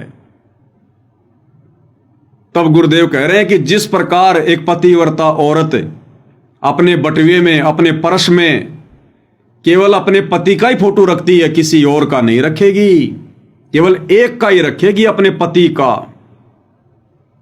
ठीक इसी प्रकार एक पतिव्रता आत्मा अपने घर पर, अपने दरबार में केवल अपने एक परमात्मा, एक मालिक कबीर जी का ही फोटो रखेगी। क्या कह रहे हैं? ध्यान से सुनिएगा। बात फोटो रखने की, जैसे आप एक पति भर्ता स्त्री होती है, वो अपने पर्स में केवल अपने पति का ही फोटो रख सकती है, दूसरे का नहीं। बाकी अनादरणीय नहीं है, अन्य भी है, सबको प्रणाम करें। अगर कहीं फोटो लगे हैं तो दूसरी बात, हो फोटो दूसरी बात है, लेकिन जहां पूजा स्थल हो वहां पर आप अपने मालिक के अतिरिक्त अगर किसी का फोटो रखते हो तो आपके हृदय में पतिव्रता तो नहीं है, वो नहीं है आपके अंदर। तो जहां दरबार लगा है, जहां हमारा पूजा स्थल है, वहां हमने केवल अपने मालिक, अपने परमात्मा एक कबीर जी का ही फोटो रखना है। अब जो भाई बहन हमारे पास में छोटे छोटे वीडियो भेजते हैं गुरुदेव के पुराने, जो अभी आपको सुनाया गया, जिसमें गुरुदेव ने कहा कि अपने दरबार में अपने सतगुरु का और अपने इष्ट का फोटो रखना चाहिए, तो वहां तो गुरुदेव ने दो का संकेत कर दिया, क्योंकि उस समय हम इस ज्ञान को समझने के योग्य नहीं थे। हम उस समय अपने सतगुरु को कबीर जी नहीं मान रहे थे। और अब क्या कह रहे हैं गुरुदेव भगवान 2014 के इस सत्संग में कि जो पतिव्रता आत्मा होगी वो अपने पूजा स्थल पर, अपने दरबार में केवल एक अपने मालिक का, एक अपने परमात्मा का, कबीर भगवान का ही फोटो रखेगी। तो बताओ भाई, अगर आप लोग ये समझते हो कि वो कबीर जिसके बारे में गुरुजी कह रहे हैं, वो मालिक, वो परमात्मा, अगर वो कबीर दाढ़ी मूछ वाला है, तो फिर सतगुरु रामपाल जी की फोटो को वहां से हटा दीजिए आप लोग। क्योंकि पूजा स्थल पर, दरबार में तो केवल एक ही फोटो रखने का आदेश दे रहे हैं गुरुदेव, और वो किसका? कबीर जी का। अपना नाम तो ले नहीं रहे गुरुजी। अब कह रहे केवल अपने मालिक, अपने परमात्मा एक कबीर जी का फोटो रखना है। तो जो जो भगत भाई बहन दाढ़ी मूछ वाले कबीर को ही कबीर मानते हैं, तो उनको इस सत्संग के आधार से अपने घर से, अपने दरबार से सतगुरु रामपाल जी की फोटो को बाहर निकाल देना चाहिए, क्योंकि आदेश हो गया गुरु जी का। ये लेटेस्ट आदेश है, लेटेस्ट। लेकिन फिर भी आप लोग ऐसा नहीं करेंगे। आपकी आत्मा स्वीकार नहीं करेगी कि हम कैसे अपने गुरु जी की फोटो को बाहर कर सकते हैं, क्योंकि आत्मा को पहचान है अपने परमात्मा की कि मेरा परमात्मा सतगुरु रामपाल जी है, मेरे परमेश्वर, मेरे मालिक सतगुरु रामपाल जी हैं। इसलिए ये आदेश होने के बावजूद भी कि दरबार में केवल एक कबीर जी का फोटो रखना है, फिर भी हम लोगों ने संत रामपाल जी की फोटो लगा रखी है। अरे गुरु जी के आदेश की अवहेलना हो रही भाई। गुरु जी तो केवल एक कबीर जी की फोटो रखने को कह रहे हैं, और तुम साथ में सतगुरु रामपाल जी की भी फोटो रख रहे हो, गुरु गोविंद की फोटो रख रहे हो। तो गुरु जी के आदेशों की धज्जियां क्यों उड़ा रहे हो भाई? एक ही फोटो रखनी है ना। तो ये संकेतों को हमने समझना पड़ेगा। वो कबीर कौन है? वो एक परमात्मा, एक मालिक कौन है? वो एक कबीर सतगुरु रामपाल जी हैं। यही हमारे सतगुरु हैं, यही हमारे गुरु हैं, यही हमारे इष्ट हैं, यही हमारे भगवान हैं, यही तत्वदर्शी संत है। दोबारा सुनिएगा, अब समझ में आएगा भाई और बहनों। बात फोटो रखने की, जैसे आप एक पति भर्ता स्त्री होती है, वो अपने पर्स में केवल अपने पति का ही फोटो रख सकती है, दूसरे का नहीं। बाकी अनादरणीय नहीं है, अन्य भी है, सबको प्रणाम करें। अगर कहीं फोटो लगे हैं तो दूसरी बात, वो फोटो दूसरी बात है, लेकिन जहां पूजा स्थल हो वहां पर आप अपने मालिक के अतिरिक्त अगर किसी का फोटो रखते हो तो आपके हृदय में पतिव्रता तो नहीं है। तो अब वो एक मालिक कौन है? आ गया समझ में? वो एक कबीर कौन है? एक परमात्मा कौन है? सतगुरु रामपाल जी। और अब गुरुदेव आदेश दे रहे हैं कि अपने मालिक के अलावा, अपने पति के अलावा यदि आप किसी और की फोटो रखते हो अपने पूजा स्थल पर, अपने दरबार में, तो फिर आपके अंदर वो पतिव्रता धर्म नहीं है। इसलिए हम सत्सेवक भाई बहन गुरुदेव के इशारों को समझकर और अपने घर के दरबार में, अपने पूजा स्थल पर केवल ओरिजिनल कबीर, जिंदा कबीर सतगुरु रामपाल जी का ही फोटो रखते हैं। दाढ़ी मूछ वाले, सोशल मीडिया वाले, गूगल वाले नकली कबीर का फोटो नहीं रखते, गरीबदास जी का फोटो नहीं रखते, आदरणीय रामदेवानंद जी का फोटो नहीं रखते, पंडित चिदानंद जी का फोटो नहीं रखते। वो 5-5 फोटोएं जो आती हैं, इस कोने में गरीबदास जी, इस कोने में कबीर जी, इस कोने में आदरणीय रामदेवानंद जी, इस कोने में पंडित चिदानंद जी, और बीच में सतगुरु रामपाल जी, हम उस फोटो को नहीं रखते। हम महाभारत की द्रौपदी वाली भक्ति नहीं करते जिसके 5-5 पति हों। हम पतिव्रता पद की भक्ति करते हैं, और पतिव्रता आत्मा केवल अपने घर पर, अपने दरबार में, अपने घर में, अपने घट में केवल एकमात्र अपने इष्ट, अपने सतगुरु, अपने भगवान कबीर का ही फोटो रखेगी। और वो कबीर कौन? सतगुरु रामपाल जी कबीर। क्या कह रहे हैं परमात्मा? वो नहीं है आपके अंदर, तो वो पतिव्रतापन नहीं होने से भगवान रुष्ट होगा। तो इसलिए हमने अपने पूजा स्थल पर केवल अपने ही उस पति का, यानी कबीर जी का, परमेश्वर का, मालिक का फोटो ही रखना है। बाकी रही बात कि अब बताओ, गुरुदेव का तो आदेश केवल एक ही फोटो रखने का है, कबीर जी की फोटो रखने का। तो फिर सतगुरु रामपाल जी की फोटो हटा दो भाई। अगर आप दाढ़ी मूछ वाले नकली कबीर को कबीर मान रहे हैं, तो केवल एक कबीर की फोटो रखने का आदेश है। फिर सतगुरु रामपाल जी की फोटो क्यों रख रखी आप लोगों ने? तो भाई और बहनों, ये हैं वो संकेत। कुछ एक भाई बहन कहते हैं कि पवन दास कौन होता है सत्संगों का निष्कर्ष निकालने वाला? क्योंकि हम लोग जो हेडलाइन डालते हैं ना इन वीडियो में, शॉर्ट वीडियो में, कि सत्संगों का सार, वीडियो नंबर इतना, वीडियो नंबर इतना, तो आश्रमों से जुड़े भाई बहन कहते हैं कि ये कौन होता है सत्संगों का सार निकालने वाला? अरे भैया, हम तो कुछ नहीं होते सत्संगों का सार निकालने वाले। परमात्मा आशीर्वाद देकर निकलवा रहे हैं ताकि ये बात हमारे समझ में आ जाए, हमारी दुर्गति होने से बच जाए। और इसीलिए भाई और बहनों, परमात्मा ने लास्ट में एक ही बात कहकर छोड़ दी कि कोटि ज्ञान का एक मूल है, एक ही अर्थ है, अपनी सुरत ठिकाने राख। सुनिए गुरुदेव के मुख से। कृप सनकादिक सेवन करें सुख दे बोले साख। भाई कोट ग्रंथ का अर्थ है तू सुरत ठिकाने राखो। कोटि ग्रंथ का अर्थ है यानी तू कितने भी शास्त्र पढ़ ले, वेद गीता कुरान पुराण बाइबल कुछ भी पढ़ ले, कहते इन सब का एक ही निष्कर्ष निकलेगा अंत में, यदि मोक्ष चाहिए तो अपनी सुरत ठिकाने राख। सुरत यानी अपना ध्यान अपने इष्ट पर रख, अपने गुरुजी के चरणों में रख, अपनी सुरत को अपने सतगुरु के चरणों में टिका के रख। उनके अलावा गलती से भी किसी और में इष्ट मत देख लेना, कबीर मत देख लेना, भगवान मत देख लेना। कोटि ग्रंथ का एक अर्थ है यानी सारे अध्यात्म का ये निष्कर्ष है, अपनी सुरती को ठिकाने रख, अपने गुरुदेव के चरणों में रख, उनके अलावा किसी और को पिता परमेश्वर के रूप में स्वीकार मत कर लेना। क्या कह रहे हैं मालिक, ध्यान से सुनिएगा। कृप सनकादिक सेवन करें सुख दे बोले साख।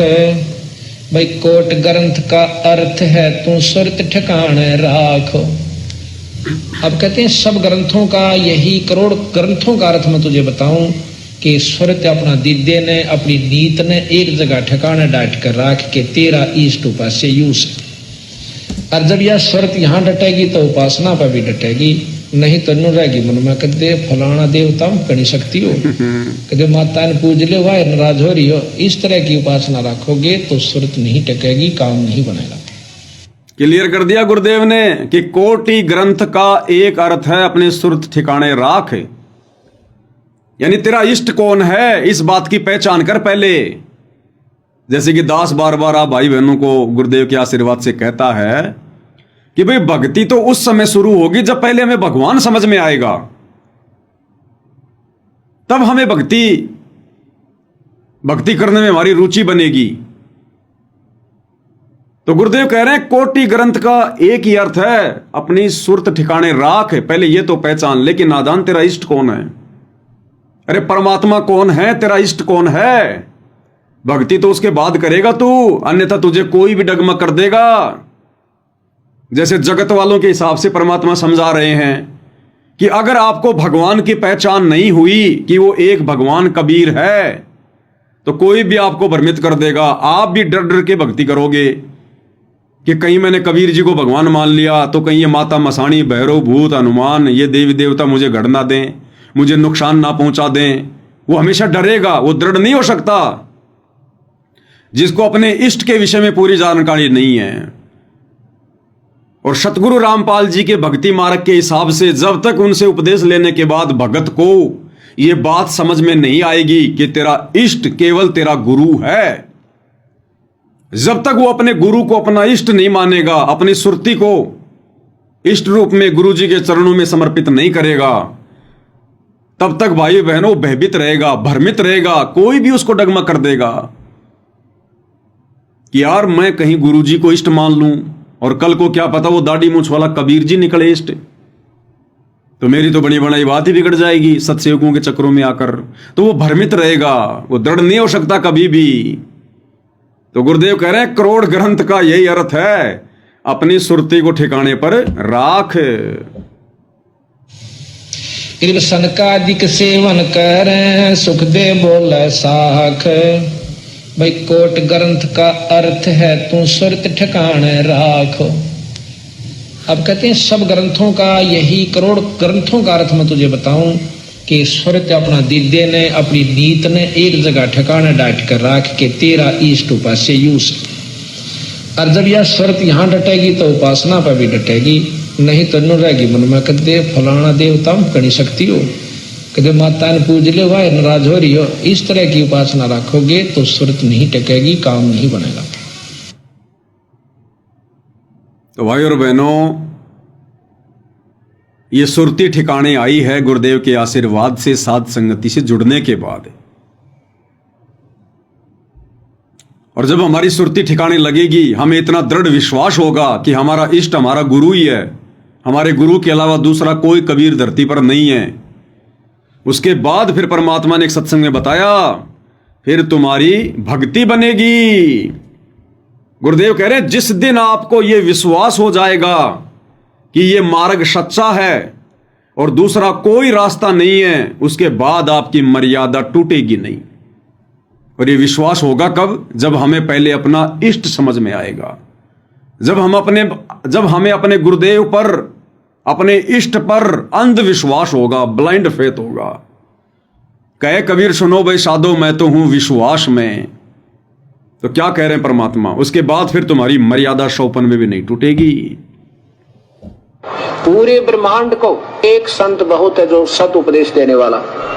कबीर साहब कहते हैं सिद्ध तारा पिंड आपना और साधु तारा खंड, सो तो सतगुरु जानिए जो तारे देवा ब्रह्मांड। पूरे विश्व को एक ही संत होता बहुत नाम देने का, क्योंकि नाम देना अपने, जब ये विश्वास हो जाएगा मार्ग सही है और दूसरा रास्ता नहीं है, तो कोई भी नियम भंग नहीं हो, कोई नियम भंग नहीं हो, एक नाम देगा डेट का भजन करे, इसी से बेड़ा। जब ये विश्वास हो जाएगा कि इस मार्ग के अलावा दूसरा कोई मोक्ष मार्ग नहीं है, दूसरा कोई रास्ता नहीं है, तो फिर हमारी मर्यादा कभी टूटेगी नहीं, हमें कोई डगमग कर ही नहीं पाएगा।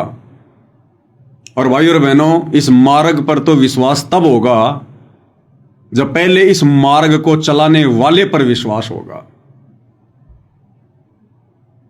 तब इस मार्ग पर विश्वास होगा। तो ये दया गुरुदेव भगवान ने हम सत्सेवक भाई बहनों के ऊपर बख्शी है। और यहां तो गुरुदेव संकेत ही करेंगे, संकेत ही करेंगे। ये तत्व ज्ञान गुरुदेव ने इसीलिए दिया कि संकेतों को हम समझ सकें। तो एक विशेष संदेश के अंदर परमात्मा ने क्या संकेत किया है, यह विशेष संदेश है। और इसमें गुरुदेव भगवान क्या कह रहे हैं कि या तो भगवान है कबीर साहिब, या मेरे गुरु भगवान, या गरीबदास जी, और चौथा दास रामपाल दास। तो क्या 4 भगवान हो गए क्या? पहले गुरुदेव की मुकम्मल से सुनिए भाई और बहनों। जय सतगुरु की संगत करते ये सकल कर्म कट जाए, ये कोई झंझट नहीं करना पड़ता। अमरपुरी पर आसन होते सतलोक में, जहां कोई कष्ट नहीं, जहां दुख ना चाहे। तो दास ये कहे, सुनिए, कि या तो भगवान कबीर साहब मेरे गुरु भगवान और गरीबदास, 3, और चौथा दास। इनके अतिरिक्त, वर्तमान में दास के अतिरिक्त विश्व में किसी के पास ना वेद ज्ञान, ना गीता ज्ञान, ना कुरान और बाइबल ज्ञान, किसी को किसी प्रकार का ठीक ज्ञान नहीं। इसको कोई कहे यह मान बढ़ाई करता है, उसकी अपनी समझ है, अपनी सोच है, लेकिन यह 100% सच्चाई है। तो who is Guru, who is सतगुरु और हु इज गॉड, ये आप अच्छी तरह समझ चुके हो बच्चों। परमात्मा आपको इतना दृढ़ कर दे जैसे सम्मन की ओर से उठे, आप इतने दृढ़ हो जाओ, गरीब महिमा की जय संत की तन मन धन सब दे, सिर मांगे टाला नहीं, मोर ध्वज लग गए। किसकी महिमा करनी है? गरीब महिमा कीजिए संत की, तन मन धन सब दे, और सिर मांगे टाड़ा नहीं, यानी इनकार नहीं करना। उदाहरण के लिए राजा मोर ध्वज लख ले। तो किसकी महिमा करनी है? संत की, या कबीर की महिमा के लिए नहीं कहा, या गरीबदास जी की महिमा के लिए नहीं कहा, यहां अपने मुंह बोले गुरु की महिमा के लिए नहीं कहा। महिमा कीजिए संत की। तो वर्तमान में धरती पर जिंदा संत कौन है? तो सत्सेवक भाई बहन क्या कर रहे हैं? गलत कर रहे हैं क्या अपने गुरु की महिमा करके? और शुरू में गुरुदेव ने क्या संकेत कर दिया कि दास अगर ये कहे कि या तो भगवान कबीर साहिब, मेरे गुरुजी गरीबदास जी, और चौथा ये दास, इनके अलावा धरती पर किसी के पास पूरा ज्ञान नहीं, संपूर्ण ज्ञान नहीं, आध्यात्मिक ज्ञान नहीं। इसको चाहे मान बढ़ाई समझो, चाहे अभिमान समझो, ये तुम्हारी अपनी सोच के ऊपर है। अब भाई और बहनों, या परमात्मा ने चार भगवान बता दिए, या तो भगवान कबीर साहब, या मेरे गुरु जी, या गरीबदास जी, या चौथा ये दास, यानी चौथा गुरुदेव अपने लिए कह रहे हैं। एक बार फिर से सुनिएगा, फिर हम इसका विश्लेषण करेंगे। जय सतगुरु की संगत करते ये सकल कर्म कट जाए, ये कोई झंझट नहीं करना पड़ता। अमरपुरी पर आसल होते सतलोक हों, जहां कोई कष्ट नहीं, जहां धूप ना चाहे। तो दास ये कहे कि या तो भगवान कबीर साहब मेरे गुरु भगवान और गरीबदास, और चौथा दास, इनके अतिरिक्त वर्तमान में दास के अतिरिक्त विश्व में किसी के पास ना वेद ज्ञान, ना गीता ज्ञान, ना कुरान और बाइबल ज्ञान। तो गुरुदेव ने यहां अपने आप को चौथे नंबर पर रखा है। पहले नंबर पर कबीर साहब को, दूसरे नंबर पर अपने मुंह बोले गुरुदेव को, तीसरे नंबर पर गरीबदास जी को, और चौथे नंबर पर अपने आप को। अब जो भाई ये कहते हैं कि भाई पवन दास कौन होता है, सत्संगों का सार निकालने वाला, तो भैया मैं 5-10 मिनट रुक जाऊं, आप लाइव देख रहे हैं तो आप निकाल के दे दो, कमेंट्स कर दो, देखिए इस बात का क्या रहस्य है। गुरुदेव ने स्वयं परम शक्ति होते हुए अपने आप को चौथे नंबर पर क्यों रखा? आप निष्कर्ष निकाल के दे दो भाई, मैं तो रुक जाता हूं 5-10 मिनट, कोई दिक्कत नहीं है। तब तक आप सोच लो, समझ लो, निष्कर्ष निकाल लो भाई। तो परमेश्वर ने, गुरुदेव भगवान ने अपने आप को चौथे नंबर पर क्यों रखा, जबकि ये तो फर्स्ट नंबर पर होने चाहिए। बाकी 3 तो रिजेक्ट हैं, वो भगवान नहीं है। वो अपने समय पर भगवान हो सकते हैं। 650 साल पहले कबीर जी आए दाढ़ी मूछ वाले रूप में, वो उस समय के भगवान हो सकते हैं। 350 साल पहले गरीबदास जी आए, वो उस समय के भगवान तत्वदर्शी संत हो सकते हैं। और पूज्य परमेश्वर रामपाल जी ने जो भूमिका निभाई गुरु शिष्य की, उनके मुंह बोले गुरु आदरणीय रामदेवानंद जी, वो अपने स्तर पर भगवान हो सकते हैं। उनकी संगत के लिए, जो उनके भगत थे, उनके लिए वो भगवान हो सकते हैं, अध्यात्म के जानकार हो सकते हैं। लेकिन वर्तमान 13वें पंथ के पंथियों के लिए, सतगुरु रामपाल जी परमेश्वर जी के फॉलोवर्स के लिए, वो तीनों रिजेक्टेड हैं, रिजेक्टेड। हमारे लिए केवल हमारे पूज्य गुरुदेव भगवान ही एकमात्र परमेश्वर हैं, परम शक्ति हैं, और हैं भी। अगर हम बातें करें उन तीनों भगवानों की जिनको गुरुदेव ने 1, 2 और 3 नंबर पर रखा है, कबीर जी, गरीबदास जी और आदरणीय रामदेवानंद जी, कह रहे हैं इनके अलावा और वर्तमान में दास के अलावा किसी के पास भी संपूर्ण आध्यात्मिक ज्ञान नहीं। लेकिन भाई और बहनों, आज आप और हम ये सीना ठोक कर कह सकते हैं, इस तत्व ज्ञान को आधार बनाकर कह सकते हैं, भले ही 650 साल पहले स्वयं सतगुरु रामपाल जी ही कबीर नाम से आए थे, लेकिन जो भूमिका उन्होंने की, उस आधार से हमें यह कहने में जरा भी संकोच नहीं होना चाहिए कि उस समय संपूर्ण ज्ञान उनके पास भी नहीं था। हालांकि वे तो ज्ञान में गर्क हैं, सब कुछ था उनके पास में, लेकिन उन्होंने मूल ज्ञान नहीं दिया। उन्होंने 650 साल पहले किसी को भी सार ज्ञान नहीं दिया, मूल ज्ञान नहीं दिया, ये तत्व भेद नहीं दिया, संपूर्ण सृष्टि रचना नहीं बताई। इसलिए वर्तमान में हमारी नजरों में भले ही 650 साल पहले संत रामपाल जी ही कबीर नाम से आए थे, लेकिन वर्तमान परिस्थितियों के हिसाब से अपने सतगुरु को विशेष महत्वता देते हुए हम ये कह सकते हैं कि कबीर जी को भी 650 साल पहले संपूर्ण ज्ञान नहीं था।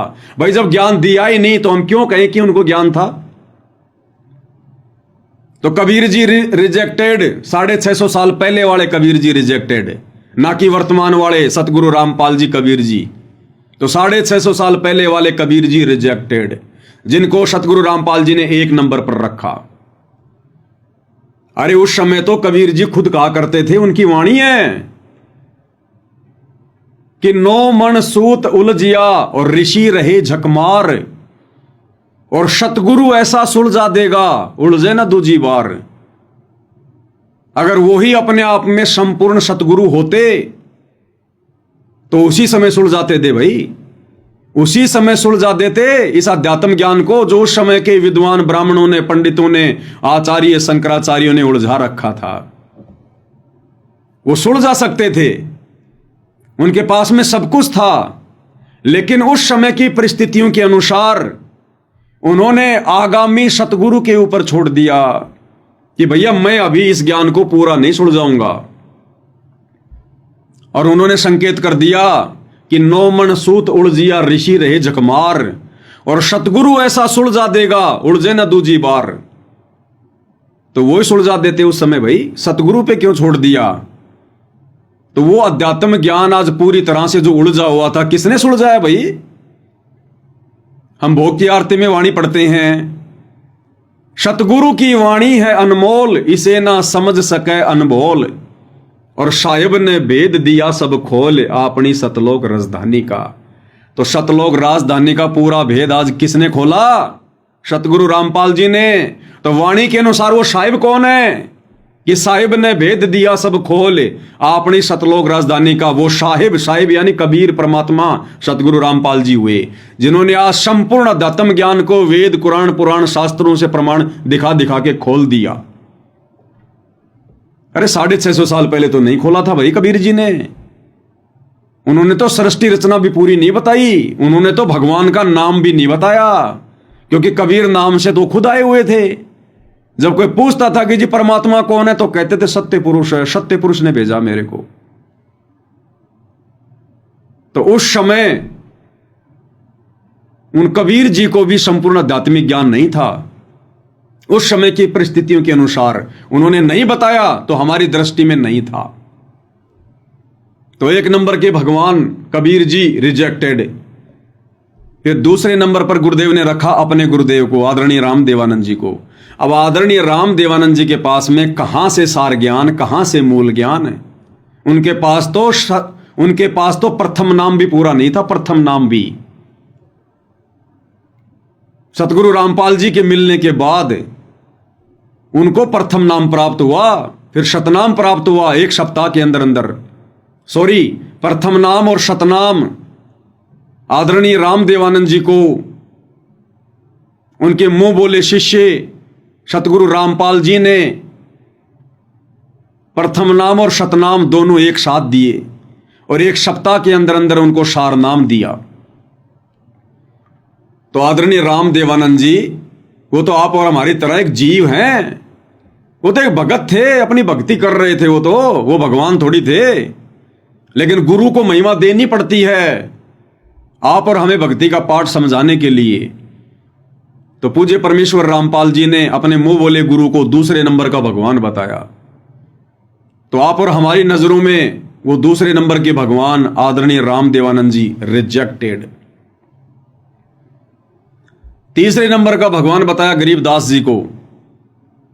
तो भाई हमारी नजरों में गरीबदास जी भी पूर्ण परमात्मा नहीं थे। भले सतगुरु रामपाल जी ने ही गरीबदास जी की भूमिका निभाई थी, गरीबदास जी के रूप में सतगुरु रामपाल जी ही थे, लेकिन उन्होंने भी उस समय संपूर्ण आध्यात्मिक ज्ञान नहीं दिया, सृष्टि रचना का पूरा खुलासा नहीं किया,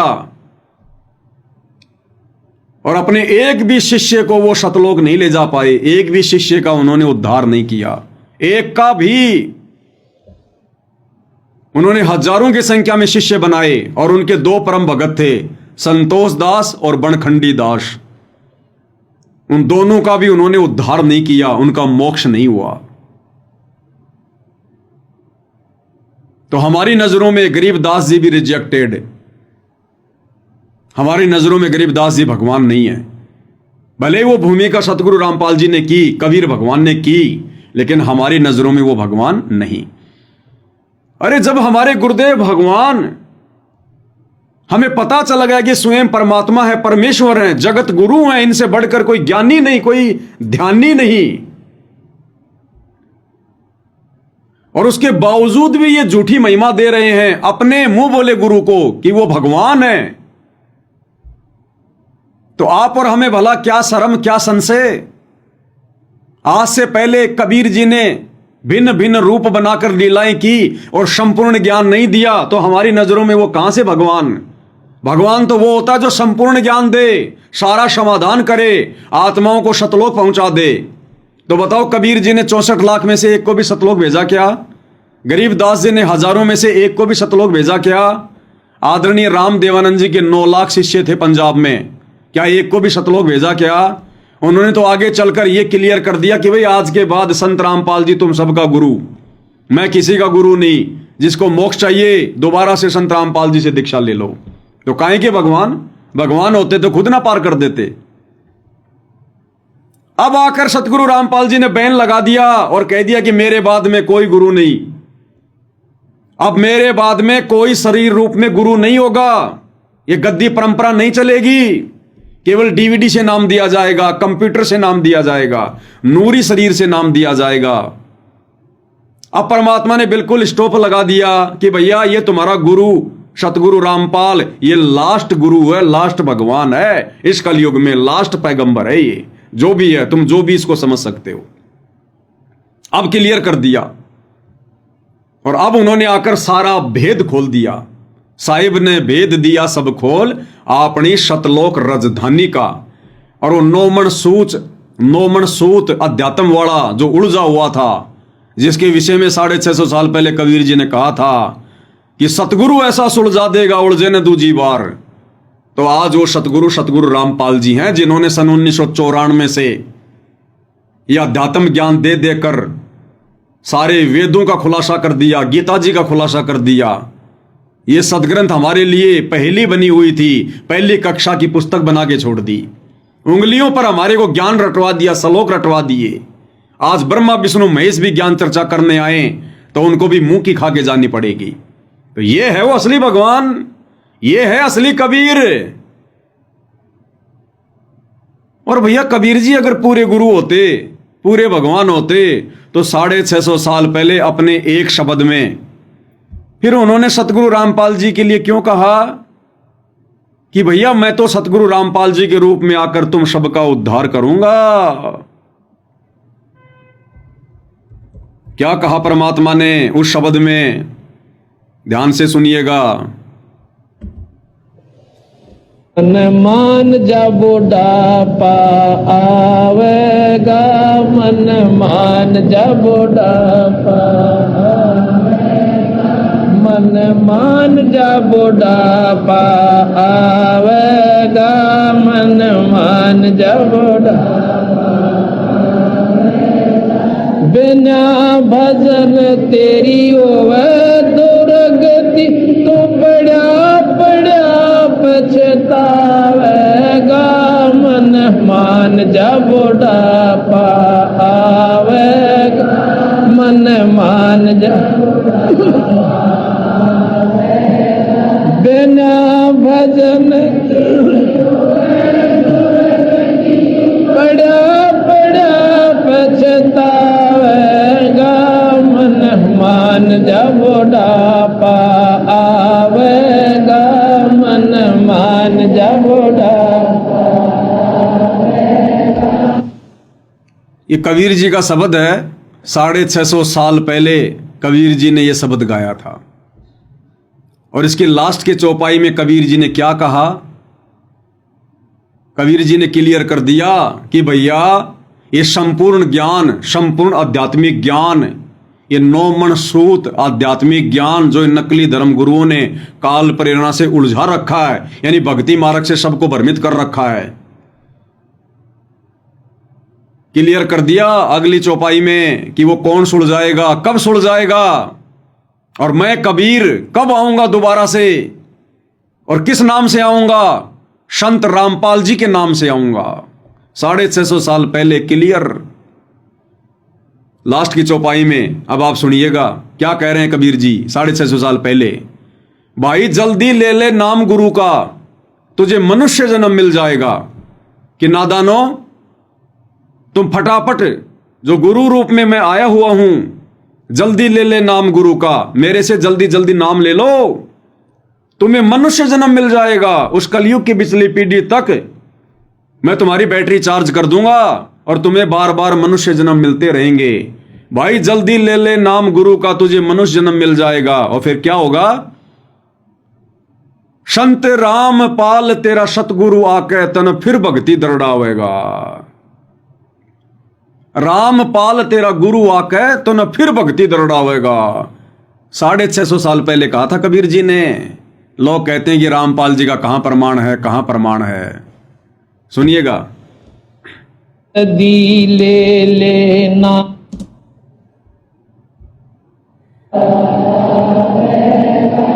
जल्दी ले ले नाम गुरु का, तुझे मनुष्य जन्म मिल जावेगा। जल्दी ले ले नाम गुरु का, तुझे मनुष्य जन्म मिल जावेगा। राम पाल तेरा सतगुरु आके फिर भक्ति दरड़ावेगा। मन मान जा बुढ़ापा, मन मान जा बुढ़ापा। कोई नादान काल प्रेरणा से ये ना सोचे कि भाई नहीं नहीं ये शब्द कबीर जी का नहीं है, ये तो संत रामपाल जी ने बनाया है। तो शब्दों को पकड़िए। इस शब्द में क्या कहा जा रहा है? भाई जल्दी ले ले नाम गुरु का, तुझे मनुष्य जन्म मिल जाएगा। और रामपाल तेरा सतगुरु आके तन फिर भक्ति दरड़ावेगा। अरे अब सतगुरु रामपाल जी के अलावा और कौन सा रामपाल आएगा जो भक्ति दरड़ाएगा? वर्तमान में तो नाम दे रहे हैं सतगुरु रामपाल जी कि जल्दी ले ले नाम गुरु का, तुझे मनुष्य जन्म मिल जाएगा। और रामपाल तेरा सतगुरु आके, तो सतगुरु रामपाल जी कहेंगे क्या कि रामपाल तेरा सतगुरु आके? आगे और भी कोई रामपाल जी आने क्या? तो ये शब्द कबीर जी का। अब भाई और बहनों, कबीर जी ने तो 36 अरब या कितनी वाणियां बोली हैं परमात्मा ने चारों युगों में। 36 अरब ज्ञान हम भाग्या, मूर्ख जीव का एक न लाग्या। तो ना जाने कितने शब्द परमात्मा ने गाए हैं। अब उन शब्दों को वर्तमान में कौन बता सकता है? जो स्वयं कबीर है। तो ये बहुत बड़ा एक प्रमाण है कि हमारे गुरुदेव भगवान कौन है। स्वयं कबीर भगवान है जिन्होंने 650 साल पहले शब्द के माध्यम से आप और हम नीचों को, 64 लाख वाली आत्माओं को चेताया था कि नालायकों तुम पार तो नहीं हो पाओगे, क्योंकि तुम अपने गुरु को परमात्मा नहीं मान रहे। तुम मुझे केवल एक गुरु मान रहे हो, मानुष मान रहे हो। केवल झूठा ढोंग करते हो कि हमारे गुरु जी परमात्मा है, कबीर जी भगवान है, भगवान है। 64 लाख की परीक्षा ली थी, सब फेल हो गए। तब परमात्मा ने कहा था, अरे जल्दी ले ले नाम गुरु का, तुझे मनुष्य जन्म मिल जाएगा। कि नालायकों अब तुम्हारे ऊपर रहम कर देता हूं मैं, क्योंकि भगवान दयालु होते हैं। जो मैं पूत कपूत हूं बहुर पिता को लाज। बाप अपने बेटे की गाली खाकर, मार पिटाई खाकर भी हमेशा उसके हित की सोचता है। अब ये तो परम पिता हैं भाई, दयालु हैं। तो इन्होंने फिर भी यही कहा कि नालायकों मेरे से नाम ले लो फटाफट, ये प्रथम नाम ले लो, 5 मंत्र, इसके जाप से तुम्हारे को मनुष्य जन्म मिलते रहेंगे। और जब कलयुग की बिजली पीढ़ी आएगी, उस समय रामपाल तेरा सतगुरु आकर तन फिर भक्ति दरड़ावेगा। तो कबीर और रामपाल यदि अलग अलग हैं, तो कबीर इतना कमजोर है क्या जो रामपाल जी को भेजना पड़ा भक्ति दरड़ाने के लिए, और 650 साल पहले खुद भक्ति नहीं दरड़ा पाया? तो कबीर जी स्वयं रामपाल जी के रूप में धरती पर वर्तमान में आए हैं। ये आप और हमारा परम सौभाग्य है। और ये सारे प्रमाण, ये सारे सबूत परमात्मा इसलिए साथ संगति के माध्यम से खुलकर सामने रखवा रहे हैं, ताकि अब की बार हम वो गलती करने से बचें जो गलती हम गुरु को मानुष मानकर युगों युगों से करते आ रहे हैं, जिसके अभाव में परमात्मा मिलने के बाद भी हम मोक्ष से वंचित रह जाते हैं। तो भाई और बहनों, बहुत बड़ी दया है, बहुत बड़ी मेहर है पूज्य गुरुदेव भगवान की। असीम छप्पर फाड़ दया कर रखी है गुरुदेव ने सत्सेवक भाई बहनों पर। इस घोर कलयुग में परमात्मा अपनी पहचान करवा के दिन रात अपनी महिमा करवा रहे हैं, तन मन धन से भक्ति करवा रहे हैं परमात्मा। और आज गुरुदेव ने अपने सत्सेवक बच्चों को इस कदर दृढ़ कर दिया है कि ब्रह्मा विष्णु महेश तो क्या, साक्षात काल भी धरती पर आकर डराना चाहे, भयभीत करना चाहे, कितने रूप बनाकर, कैसा ही रूप बनाकर, हम सत्सेवक भाई बहन टस से मस भी नहीं होने वाले, टस से मस भी। और यही दृढ़ता एक दिन भाई और बहनों हमारे को सतलोक में ले जाकर बैठा देगी। तो पूज्य गुरुदेव भगवान के आशीर्वाद से आज की सात संगति में केवल इतना ही। कल परमेश्वर रजा करेंगे तो फिर सतगुरु महिमा में उपस्थित होंगे। तब तक परमेश्वर हम सबको आज्ञा दे, सद्बुद्धि दे, आशीर्वाद दे, हमारा मार्गदर्शन करे। बंदी छोड़ सतगुरु रामपाल जी परमेश्वर जी की जय हो।